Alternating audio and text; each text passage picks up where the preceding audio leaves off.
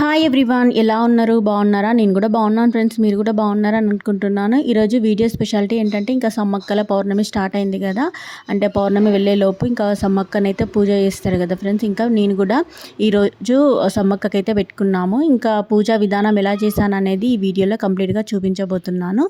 Video మొత్తం skip చేయకుండా చూడండి. ఫస్ట్ టైం మన ఛానల్ ఎవరైనా చూస్తున్నట్టుంటే ప్లీజ్ సబ్స్క్రైబ్ చేసుకోండి. పక్కనే ఉన్న బెల్ ఐకాన్ ప్రెస్ చేయండి. ఓకే ఫ్రెండ్స్, మనం వీడియోలోకి వెళ్ళిపోదాం. ఇంకా అమ్మవారు మనం పెట్టిన కబోర్డ్ ఉంటుంది కదా, అక్కడికైతే వెళ్ళిపోయి అంతా క్లీన్ చేసుకోవాలి. ఇంకా దానికోసం అయితే నేను ఒక బేసిన్ తీసుకున్నాను. ఇంకా పాత ఆకులు అవన్నీ ఉంటాయి కదా, అవన్నీ ఈ బేసిన్లో అయితే వేసుకోవాలి. ఇంకా మనము ఫొటోస్, ఇంకా కుంకుమ బర్నీలు, ఇంకా మంగళహారతులు అవన్నీ అయితే తీసుకోవాలి. ఇంకా పేపర్ని కూడా తీసేసి కొత్త పేపర్ అయితే వేసుకోవాలి. ఇంకా ఇవన్నీ క్లీన్ చేసే కంటే ముందు సమ్మక్కని పూజ చేయడం కోసం ఏమేమి ఐటమ్స్ కావాలో నేను మీకు చూపిస్తాను. ఫస్ట్ అయితే జాజు కావాలి. ఇది పూజ స్టోర్లో దొరుకుతుంది. ఇంకా ఇది నానడం కోసం కొన్ని వాటర్ అయితే పోసాను. దీని తర్వాత మోదుగాకులు, అమ్మవారికి ఇష్టమైన వెదురు బొంగు ఆకులు, ఇవైతే ఇంకా మనకి కొంచెం అడవిలాగా ఉన్న దగ్గరనే దొరుకుతాయి. ఇవి చాలా ఇష్టము అమ్మవారికి, ఇవి కంపల్సరీ ఉండాలి. నెక్స్ట్ కుంకుమ మనం ప్రతిసారి పసుపు కుంకుమ పోస్తాం కదా, ఇప్పుడు మళ్ళీ క్లీన్ చేసుకుంటాం కాబట్టి ఆ పసుపు కుంకుమ ఒక పేపర్లో పోసి ప్యాక్ చేసుకోవాలి. ఎందుకంటే ఇవి గద్దెల దగ్గర వేసి రావడం కోసము. ఇంకా నెక్స్ట్ కుంకుమ ఒక వేరే పేపర్లో, ఇంకా పసుపు వేరే పేపర్లో వేసుకొని నేనైతే పక్కకు పెట్టేసుకుంటున్నాను. సమ్మక్క సారలమ్మ గద్దెలకి మనం పౌర్ణమి రోజు వెళ్తాం కదా, అప్పుడు ఇవన్నీ అంటే మనం బియ్యం కూడా పోస్తాం కదా అమ్మవారికి. బియ్యము అంటే ఒడి బియ్యము, ఇంకా కనుము, అవి కూడా నేను చూపిస్తాను. అవన్నీ మనం గద్దెల దగ్గర వేసుకోవాలి. ఇప్పుడు ముందుగా నానబెట్టుకున్న జాజు ఉంది కదా, దాంతో సమ్మక్కనైతే ఇంకా పూజించాలి. ఇంకెలా పూజిస్తాననేది ఈ వీడియోలో కంప్లీట్గా చూసేయండి.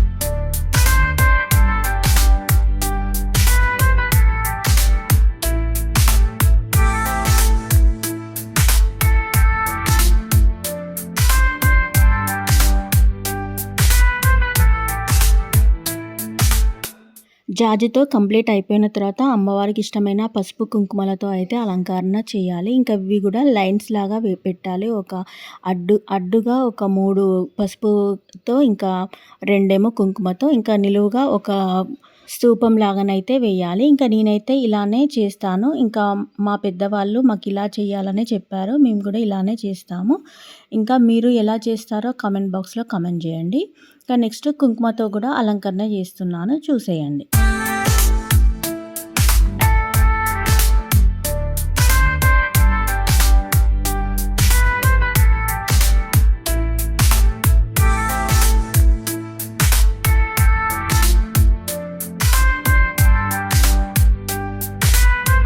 ఇంకా దీని తర్వాత సమ్మక్క సారలమ్మ ఫోటో ఉంటుంది కదా, వాటికి కూడా గంధం కుంకుమతో అలంకరణలు అయితే చేస్తున్నాను. ఇంకా పువ్వులు అవన్నీ కూడా నేను చక్కగా పెడతాను. ఇంకా చూసేయండి.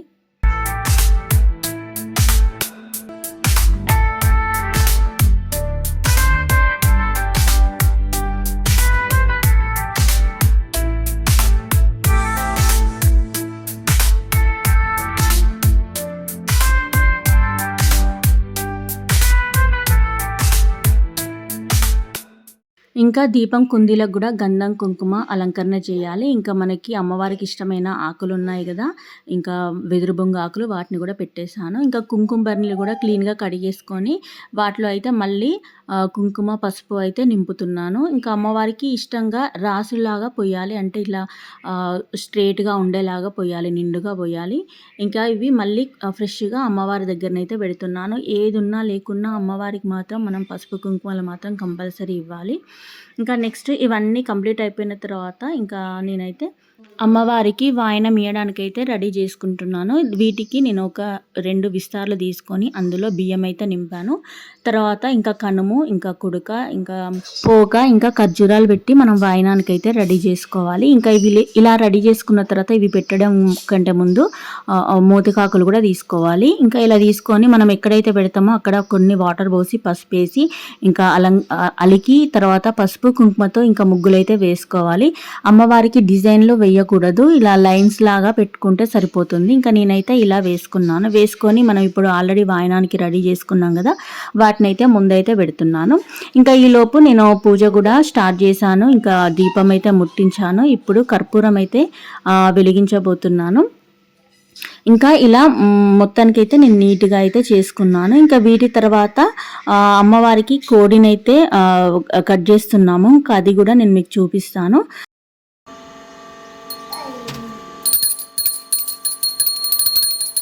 ఇంకా దీపం ముట్టించిన తర్వాత అమ్మవారికి ఇష్టమైన ఇంకొక ఐటెం కూడా పెట్టాలి. అదేంటంటే బంగారము, అంటే బెల్లము. అమ్మవారికి మనము బెల్లాన్ని బంగారంగా పిలుస్తాం కాబట్టి అమ్మవారి పూజలో ఇంకా ఇప్పుడు అవి కూడా పెడతాను దీపం ముట్టించిన తర్వాత. ఈ బంగారం తేవడానికి కూడా మనకి మొక్కు అనేది ఉంటుంది. కొందరు కేజీ తీసుకొచ్చుకుంటారు, కొందరు హాఫ్ కేజీ తీసుకొచ్చుకుంటారు. ఇలా మనం మొక్కుకున్న తీరైతే పెట్టుకోవాలి. ఆ బంగారానికి కూడా మనము పసుపు కుంకుమతో మాత్రం ఖచ్చితంగా అలంకరణ చేసి అమ్మవారి ముందు మాత్రం నైవేద్యంగా పెట్టాలి.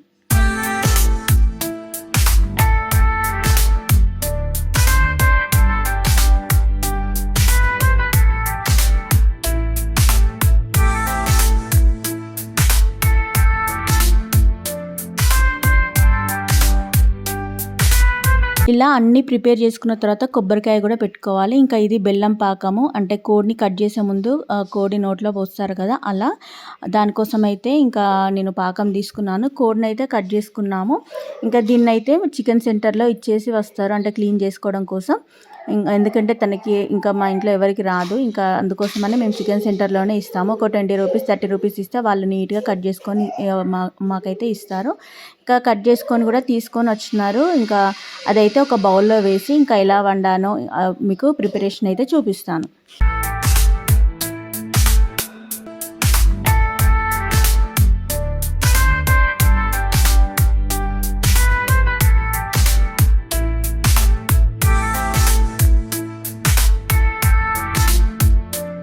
కర్రీ వండడం కోసం అయితే ఒక బౌల్ని తీసుకున్నాను. ఇంకా చికెన్ కర్రీ కాంబినేషన్లో అయితే బగారా రైస్ కూడా వండుతున్నాను. ఇంకా దాని ప్రిపరేషన్ కూడా ఈ వీడియోలో కంప్లీట్గా చూసేయండి. వీడియో స్కిప్ అయితే చేయకండి, ఎందుకంటే ఇప్పుడు నేను పెట్టిన వాయనం బియ్యము కనుములు ఏం చేస్తాను అనేది వీడియో ఎండింగ్లో చూపిస్తాను. ఇంకా ఇక్కడ ఏం చేయాలనేసి వీడియో అయితే స్కిప్ చేయకుండా కంప్లీట్గా చూసేయండి.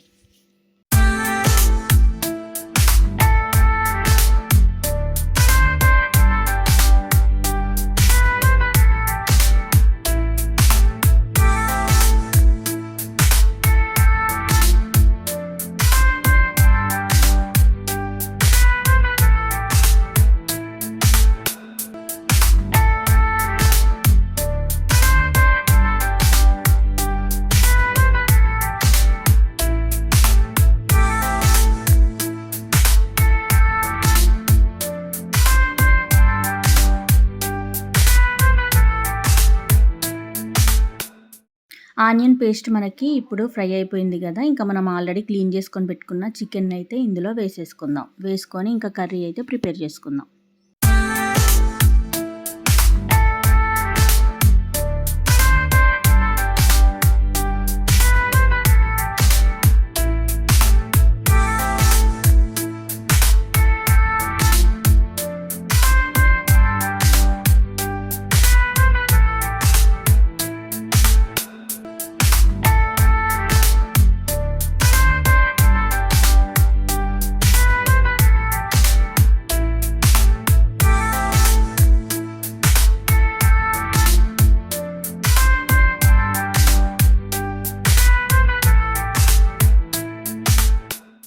కర్రీ కొంచెం ఫ్రై అయిపోయిన తర్వాత ఇంకా కొత్తిమీరాకు పుదీనా అయితే వేసి చక్కగా కలిపేసుకుందాం. ఇందులో వాటర్ వచ్చేంత వరకు అయితే మనం మగ్గనిద్దాం.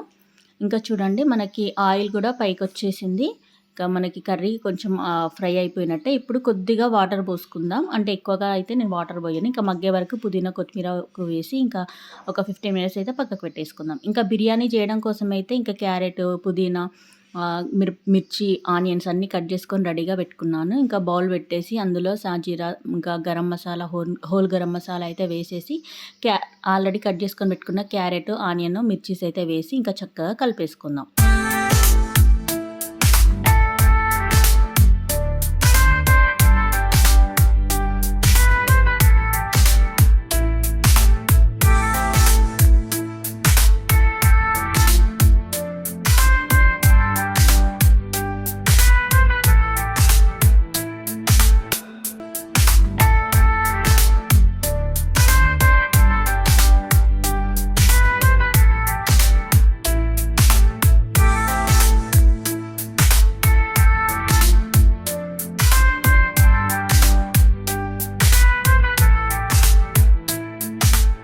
ఇంకా వాటర్ మరిగినాయి, రైస్ కూడా వేసేసుకున్నాం కదా. ఇంకా బిర్యానీ అయిపోయినట్టే, ఇంకా మనకి చికెన్ అయిపోయినట్టే. దీనికంటే ముందు నైవేద్యం కోసం మనం పసుపన్నం అయితే వండుకోవాలి. దాన్ని కూడా దేవుని దగ్గర నైవేద్యంగా అయితే పెడుతున్నాను. ఇంకా చికెన్ కర్రీ, ఇంకా బగారా రైస్ కూడా పెట్టాను. ఇంకా చూసేయండి. వీటిని నైవేద్యంగా పెట్టడం కోసం మోతుకాకుల్లో మాత్రమే నేను వండిన ప్రతి ఐటమ్ని మోతుకాకులో పెట్టి ఇంకా అమ్మవారికి, ఇద్దరు అమ్మవార్లకి నైవేద్యం పెట్టాను. ఇంకా ఈ అన్నం కూడా మేము తినేటప్పుడు మా ప్లేట్లో వేసుకొని అయితే తింటాము. అంటే నైవేద్యంగా పెట్టి కాసేపు ఉంచి ఒక 1 అవర్ అట్లా ఉంచిన తర్వాత మేము తినే ముందు అవి నైవేద్యంగా ఫస్ట్ స్వీకరించి తర్వాత ఇంకా మేమైతే నార్మల్గా రైస్ అయితే తీసుకుంటాము. ఇంకా అమ్మవారికి అయితే నైవేద్యం పెట్టాను. ఇంకా వాటర్తో ఇంకా ధూపం అయితే వేస్తున్నాను. ఇంకా ఇలా అయితే అమ్మవారి పూజనైతే కంప్లీట్ అయిపోయింది ఫ్రెండ్స్. ఇంకా ఇప్పుడు మా పాపకి బాక్స్ పెట్టాలి కాబట్టి ఇంకా నేనైతే ఫాస్ట్గా అన్నీ రెడీ చేసుకుంటున్నాను. ఇంకా ఇదైతే మేము తినే ప్లేట్లో తనకొక ప్లేట్లో, నాకొక ప్లేట్లో అయితే పెట్టేసుకుంటున్నాను. నెక్స్ట్ పాపకైతే ఇంకా బాక్స్ అయితే పెడుతున్నాను. ఇంకా చూడండి, పాప కోసం అయితే పాప స్కూల్కి వెళ్ళింది. పాప స్కూల్కి వెళ్ళిన తర్వాత నేనైతే స్టార్ట్ చేశాను ఇంకా ఫ్రీగా. ఇంకా మాకు పూజ అంతా కంప్లీట్ అయిపోయేసరికి చాలా లేట్ అయిపోయింది ఫ్రెండ్స్. ఇంకా మేము తినడం కూడా చాలా లేటుగా అయిపోయింది. ఇంకా పాపం పాపనైతే వెయిట్ చేస్తూ ఉంటుంది ఇంకా రైస్ కోసం. కొంచెం లేట్ అయిపోయింది, అందుకనే ఇలా ఫాస్ట్గా అయితే పెట్టేస్తున్నాను.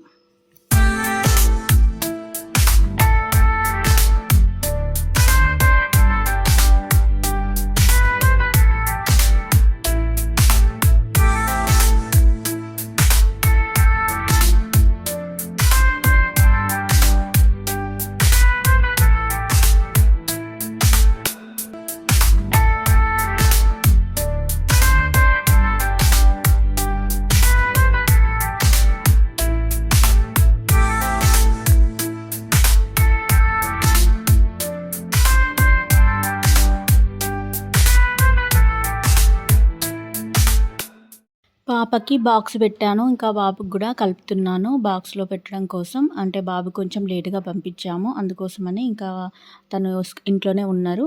ఇంకా నెక్స్ట్ పాపకి పంపించిన తర్వాత మేమైతే ఇంకా ఫాస్టింగ్ అయితే వదిలాము. అంటే అమ్మవారి పూజ చేసేలోపు ఇంకా మేమేం తినలేదు. అమ్మవారి పూజ తర్వాతనే ఇంకా మేమైతే ఫాస్టింగ్ అయితే వదిలాము. బాక్స్ అయితే ప్రిపేర్ అయిపోయింది చూడండి, ఇద్దరికి పెట్టేసినాను. ఇంకా తర్వాత బాక్స్ ఇచ్చేసిన తర్వాత మేమైతే ఫాస్టింగ్ వదిలాము. ఇంకా ఇది నెక్స్ట్ నైట్ టైంలో అయితే అంటే పూజ అయిపోయిన రోజు ఈవినింగ్ మళ్ళీ అమ్మవారికి మొక్కి పూజ చేసుకున్న తర్వాత మనము ఈ అమ్మవారికి ఒడిబియ్యం పోసాం కదా, వాటినైతే ఇప్పుడు మనం ఏ కనుమలో అయితే పెట్టామో అమ్మవారికి ఆ కనుమలో ఈ బియ్యము ఇవన్నీ ఏ అమ్మవారిది ఆ అమ్మవారికి అలా ముడిగట్టి పక్కకు పెట్టేసుకోవాలి. ఇవి మళ్ళీ మనము పౌర్ణమి రోజు అమ్మవారి గద్దెల దగ్గరికి వెళ్తాం కదా, అక్కడనైతే పెట్టేసి ఇంకా మన మొక్కులైతే అప్పజెప్పుకోవాలి. ఇంకా ఇలా అయితే పూజ అయితే కంప్లీట్ చేసుకున్నాను ఫ్రెండ్స్. మీరు ఎలా చేశారో కామెంట్ బాక్స్లో కామెంట్ చేయండి. ఇంకా నేను ఎలా చేశాను అనేది కూడా కామెంట్ బాక్స్లో కామెంట్ చేయండి. ఈ అమ్మవారి పూజ చేయడం వల్లనైతే నాకైతే చాలా హ్యాపీగా అనిపిస్తుంది. ఇంకా నాకైతే చాలా నమ్మకం ఈ అమ్మవారు. అంటే కోరిన కోరికలు కానీ ఇంకా ఏదైనా హెల్త్ ప్రాబ్లమ్స్ అయినా ఈ అమ్మవారికి మొక్కుకుంటే మాత్రం ఖచ్చితంగా నెరవేరుతాయి. ఇంకా మేమైతే ఒకసారి మాత్రం మేడారం వెళ్ళినాము. అక్కడ చాలా బాగా అనిపించింది, కానీ జనాలు మాత్రం చాలా ఉన్నారు. ఇంకా మేము ఫ్రీగానైతే దర్శనం అయితే ఏం చేసుకోలేదు. ఇంకా అక్కడనైతే ఒక ఇన్సిడెంట్ కూడా జరిగింది. ఇంకా అప్పుడు మళ్ళీ ఇంకా వెళ్దాం అనుకున్నాము.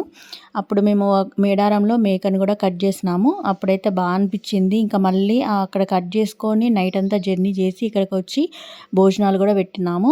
అదైతే చాలా హ్యాపీగా అనిపించింది. ఈ విధంగానైతే పూజనైతే మేము కంప్లీట్ చేసుకున్నాం. ఇంకా మళ్ళీ మేడారం దర్శనానికి అమ్మవారు ఎప్పుడు అనుగ్రహిస్తారో ఇంకా నేనైతే వెయిట్ చేస్తున్నాను. మళ్ళీ ఒకసారి వెళ్ళాలని ఉంది అమ్మవారి దగ్గరికి. ఓకే ఫ్రెండ్స్, ఓవరాల్గా ఈరోజు వీడియో మాత్రం ఇదే. వీడియో కనుక నచ్చితే ప్లీజ్ లైక్ చేయండి, షేర్ చేయండి, సబ్స్క్రైబ్ చేసుకోవడం మాత్రం మర్చిపోకండి. ఇలాంటి మంచి మంచి వీడియోస్తో మీ ముందుకు వస్తాను. Thanks for watching. Bye bye friends.